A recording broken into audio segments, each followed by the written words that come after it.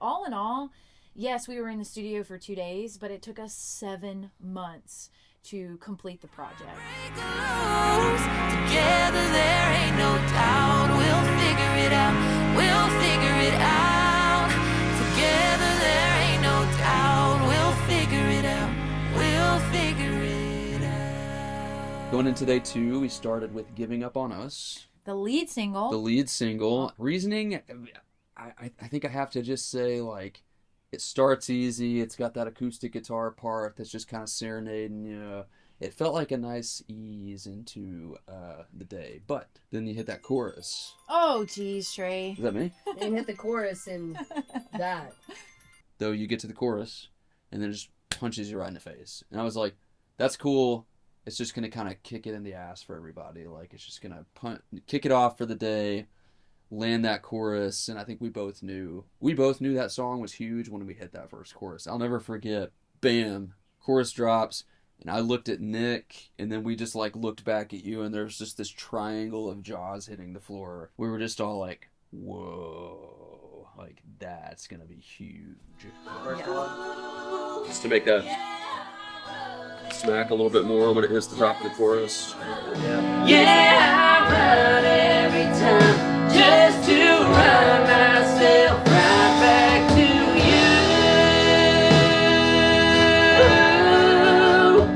Yeah, I've had enough.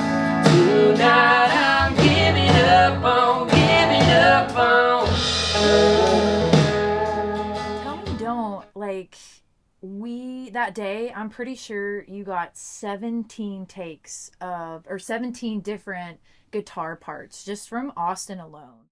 Like, you guys were just, I don't know what world y'all were living in. Me and Austin locked in that day. But you were just like, oh, this would be cool. Okay, this part would be cool. And then I'm looking at the screen, at Nick's screen, and I'm going, there's 17 guitar parts. There is no way we're using that all. Because I also have to work on all these after we're done. So. But no one wanted to interrupt the good juju juju that was happening. I was really a glutton because I'm the one that had to comb through all those guitar parts. Yeah, first, you kind of like, made it hard on yourself. I was there for it.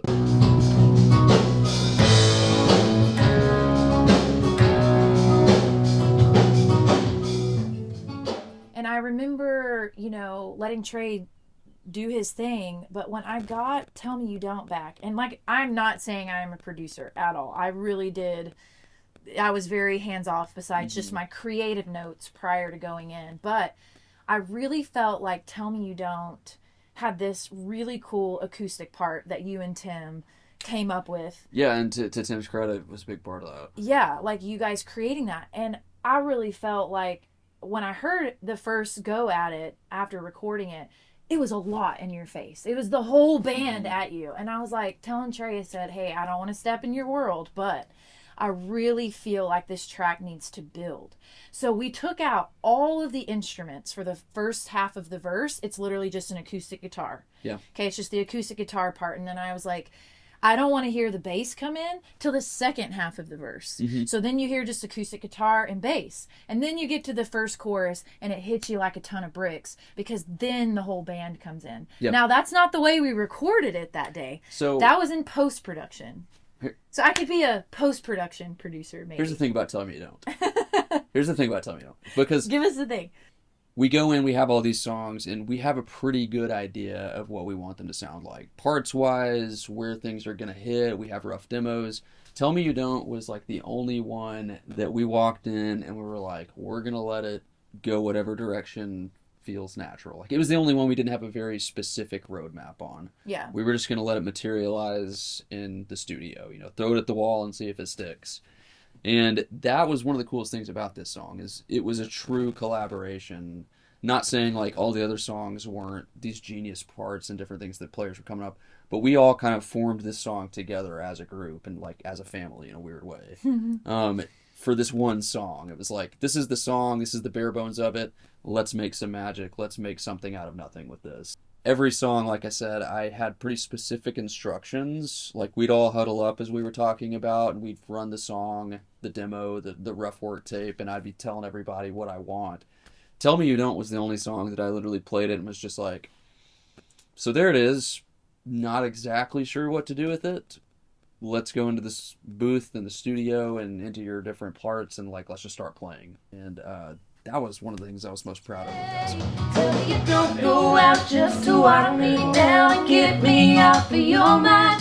Tell me you don't wake up still thinking about us, missing me in the middle of the night. Tonight Talkin kind of snuck in our session. I don't think he was supposed to be there. It's just the love that's glowing on your skin, so dance with He snuck in the Kicked in the side door and got there. the last minute. Yeah, well, we had just written Tonight Talkin' Like a week or two. a week or two before we went into the studio. I think we both knew we loved the song. Yeah. I think our initial gut reaction was like, no, it's way too new. And then I think I had a production idea on it. Like, here's a rough idea roadmap of what I could hear this song being. And I think you knew pretty quickly the way I did. And I think we both just looked at each other and like, I think it has to be on the record. I know it's new, but there's just something special about this song. Night talking. Oh, baby, that's the night talking. Finish off with All Over Nashville and have it be such a up-tempo fun song that we literally just shot the video for in downtown Nashville. You know, I remember just being so excited and relieved that like, oh my gosh, we got it right. Every midtown kiss that never left my lips gets me still, always will. You're all over Nashville. You know, we got it right. I think like that song too, one of the things that stood out to me the most about recording that song, you remember the parts that Austin came up with on that slide guitar? Ooh. Like the entire outro of the song. The entire outro of this song is like this just like sobbing electric guitar solo. It's just like wailing, and I feel like aside from the vocals captured so well just the feeling of that song, of that loss, of that heartache, and put it into an instrument. And he started doing it, and I think we all just immediately were like, yes, like give us as much of that as you possibly can. And if you listen to the whole back half of the song, starting at the final chorus, like this constant just weeping guitar solo going on. What I want to say about the studio is like the coolest thing to me is all these people, Nick, Austin, Cam, Tim, having all of these people under one roof for the first time. That energy, that creative thing that happens when you put a bunch of creative people together. Our mix engineer, Nick, met us when we were babies, when we first moved to Nashville. He was the engineer on our very first project ever. My husband played on this record. Cam's the bass player, and you know, I actually met Cam out on the road. He played live for us like a decade ago, and then a year after we played together, we dated a year later, and so that's kind of special, you know, to have him be a part of the studio day and on the record. Austin, who is the lead guitar player, we were Austin's first gig when he moved here. So it's kind of special to see like his career grow, and now he's played for Luke Grimes, he's played for Sasha Sloan, who's a pop artist, Chase Bryant, and a lot of other country acts. So, you know, to have him still a part of our world is really special. Yeah. Phil Lawson was playing drums, and Phil, we haven't known as long as everybody else, but we've known Phil for quite a while, and he's played some live shows with us, and he plays for this little bitty artist named Post Malone live, who you might have heard of. He's going places. Tim Galloway on acoustic guitar and utility. Tim is like a legend at this point. He's won multiple awards, ACM, CMAs, all kinds of stuff. Yeah, he's been like the ACM Guitar Player of the Year the last 3 years. So he's played on all your favorite records. We also have known Tim for over a decade. We're friends with you, and it's a very full circle moment for us, seriously. So we're glad you guys are here. Nick, you as well, sir. All of y'all. Couldn't ask for a better band. Leaving the studio after we were done, it's a weird feeling because, like you were saying, you're just so used to it. You've been there for 2 days just grinding away, and for a brief second you're relieved. And then on my drive home I realized I was going to get literally thousands of files dumped on me in a very short amount of time, and then it was just all on me. And now all of a sudden I have the pressure of, now I got to bring this thing home. Everything's recorded, they all did their parts perfectly. Now if this gets completely messed up, it's all my fault.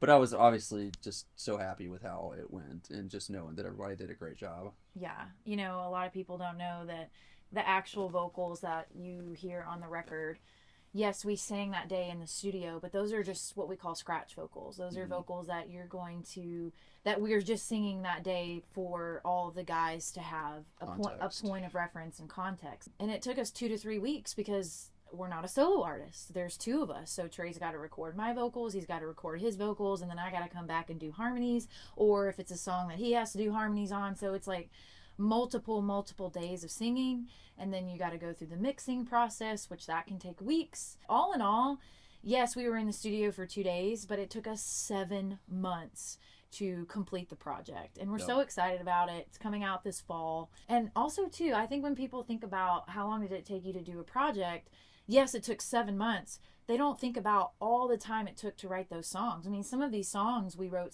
5-6 years ago. Yeah. You know, and so it's like, when you think about like from the time we wrote the song to the time it got recorded and finished, you know, you're talking about upwards of a decade. I think when you listen to Country with Heart Part 2, you're going to hear a group of people that have history, that are a family making music together. Yeah.